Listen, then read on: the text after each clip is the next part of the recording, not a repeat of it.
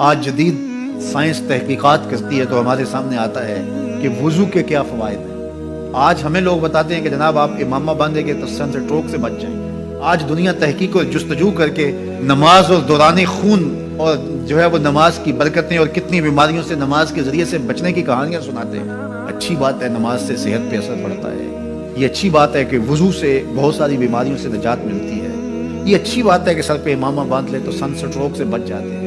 ये अच्छी बात है कि आप रोजा रखते हैं तो कैंसर जैसे अमराज से आपका बचाव होता है। ये अच्छी बात है कि फला अमल करते हैं तो फला होता है।